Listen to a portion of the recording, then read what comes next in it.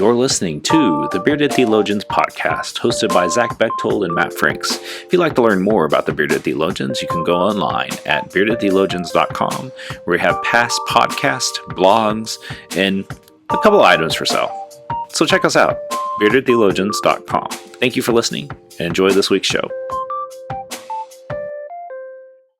You're listening to the Bearded Theologians podcast, hosted by Matt Franks and Zach Bechtold.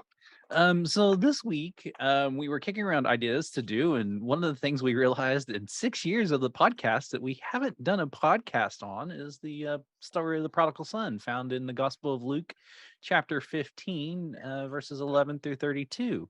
And we felt like this would be kind of a good time to talk about this, just because, well, we needed something to talk about in Zach's annual conference, and I'm obviously getting ready to head to Colorado. And so, Zach, as you think about this grand story of a chapter in the Gospel of Luke, what are some things that come to mind to you, or what do you want to share as you think about this conversation?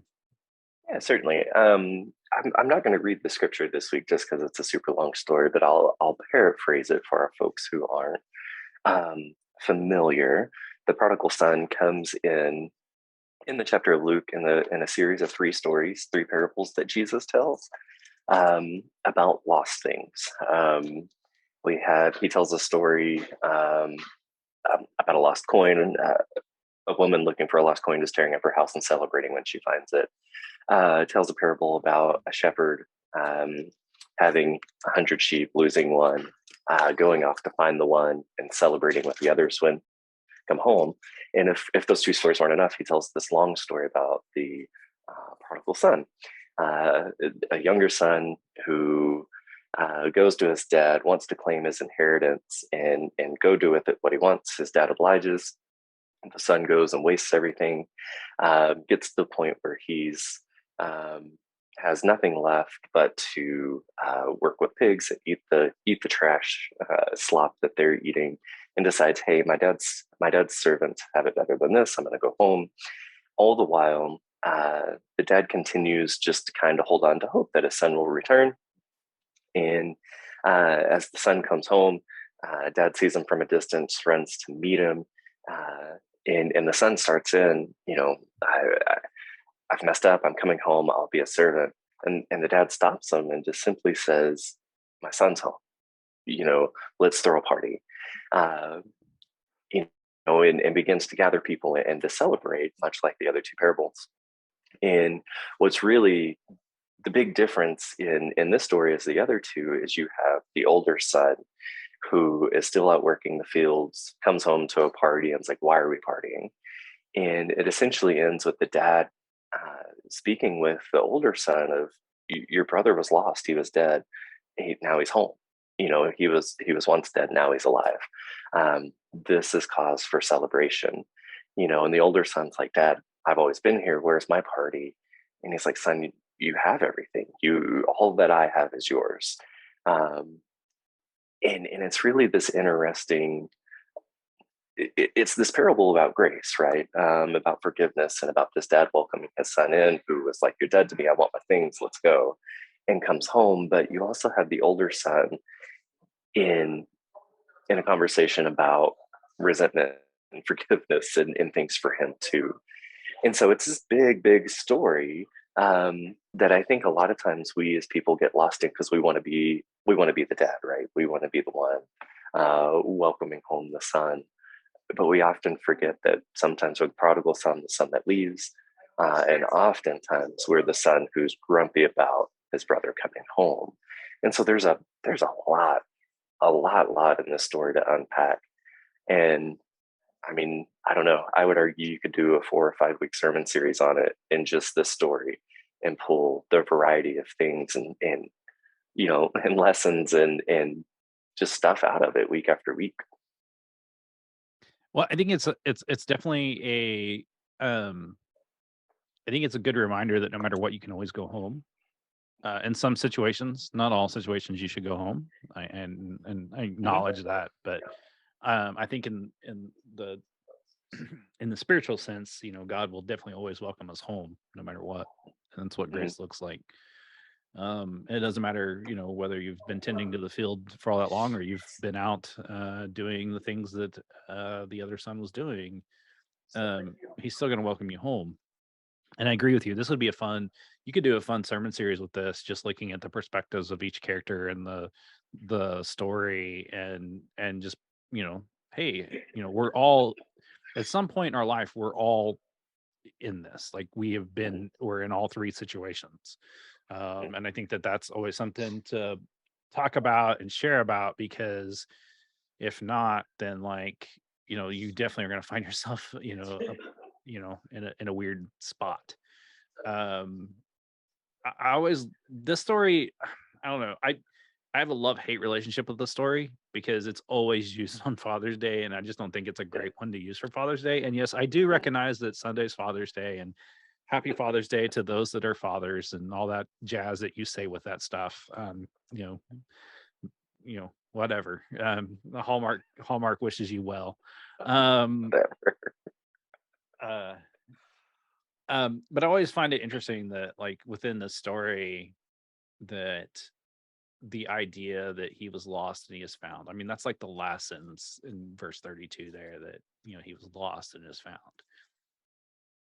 I always wonder, he wasn't really lost. He was just misguided or not making good decisions. Or, I mean, like, I don't like that. I don't like that term. I don't like the idea of lost and then found, because Sure. he was really gone and then came home. Right. But in the context of the other two stories that Oh yeah. Jesus tells, right? So it Well, works. yeah.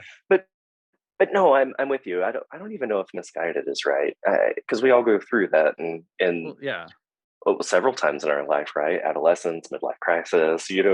We venture out beyond the current box we live in, and that's definitely what I see in this younger son. Contextually, him asking his dad for his inheritance is just, I want, you're dead to me. I want my things. Let's go. Right. I mean, there's a huge contextual piece there.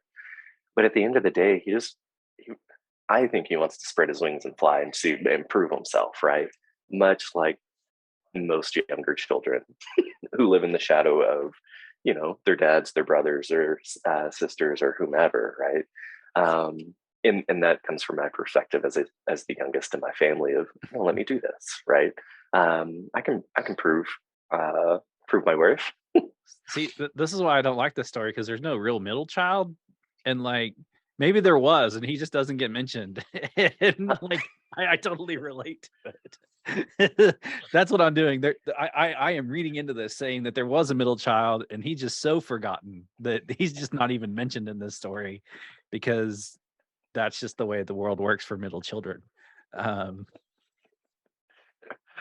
Always has, always will. always will. I mean, they even Uh, use the words older and younger, and like maybe that's it. Maybe the middle child's the kid that, like, we don't talk about him. He left. His name was that would Bruno. be that would be a really fun thought experiment to interject a middle child into the story. Well, there is. There is Bruno. We don't talk about Bruno. We don't talk about Bruno. He left. That's why. That's See, too that's funny. why he was so hesitant on giving him his inheritance, because Bruno left and never came back. I got it all laid out. Like Uh, as the middle child, I'm definitely reading in this law better than I ever had before. Change your perspective. I love Definitely. it. Hopefully, if you're preaching this Sunday, good luck. Good luck. We're sorry. um, but this is this is a classic story, and you're right, Zach. I think in the sense of the idea of grace, that it's definitely there, and it's a great space for us to be thinking about in this day and age. Like, who are some people that you need to welcome home if they came home, and Mhm. in a healthy ways? Like, there's obviously some abusive relationships that should never occur, but I also think that there are times where you can say, man, I'm sorry, and like, yeah, you can Mhm. come home. Like, Yeah. When I preach this, I'll this will be the last thing I say, but I want to share this story. When I preach this or talk about this or talk about moving to Montana 5 years ago, 6 years ago, I was talking to my dad. We lived in New Mexico at the time, and I was like, Dad, I think we're going to move to Montana, but I'm not sure. It's a long ways home. We've never been north of Denver. What do I do? And he was like, we were talking on the phone, and he's like, we always. He's like, I live in the same town I grew up in. We never moved, and he's like, I don't know that was the right thing to do. We had opportunities, we passed on them. It is what it is. He's like, go. You have a beautiful opportunity to go do something that I never got to do. Go.